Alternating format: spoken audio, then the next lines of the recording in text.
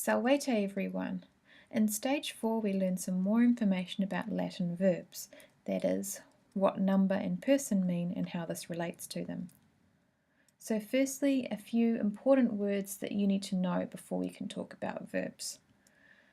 One important word we need to know is person, and in grammatical terms this refers to who is doing a verb. There are 3 different persons. First person is used when you're talking about yourself. So example, I am talking about myself, we are talking about ourselves. It's told from a first person, so my perspective. Second person zooms out a little bit, and it's used when you're talking to someone else and they're involved in that conversation with you. Third person zooms out even further, and so a third person perspective is when we're talking about someone else. We're not talking to them.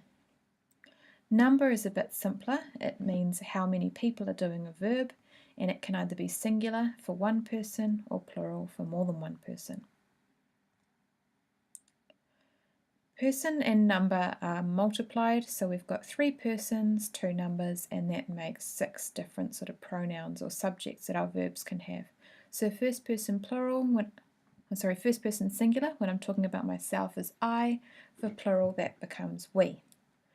In English, for second person, we use you for both singular and plural. In some languages, this is made a bit bigger of a difference. So just to make it a bit clearer, I've said you all for the plural in English, but you might also see in different dialects of English people using things like y'all and yous and you guys. Third person can vary depending on who you're referring to, but the main pronouns are he, she, and it for singular and they for plural. Now, in English, rather than having different endings on a verb, we use a pronoun in front of the verb, so a little word to tell us who's doing that verb. So I run is different to we run, which is different to they run. Run is the same word in all of those examples, but we put the pronoun in front to explain who's doing it.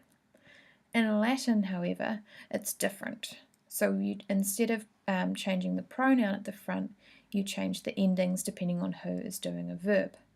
So corro means I run, corremos means we run, and currunt means they run. So notice how we don't need any words in front to tell us who's doing the running. The letter or letters on the end tell us that.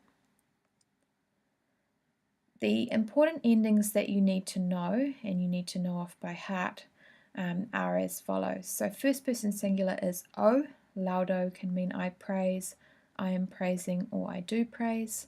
Second person singular always ends in an S. Third person singular always ends in a T. Then first person plural is always an MUS, mus. Second person plural TIS or tis. And third person plural is NT.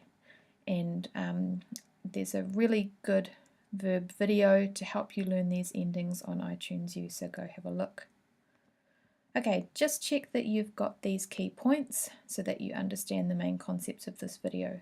Firstly, number 1, Latin verbs have to change their ending to show their meaning. And so it's really important that you look at the endings of these Latin verbs because they tell you who's doing them. Easy.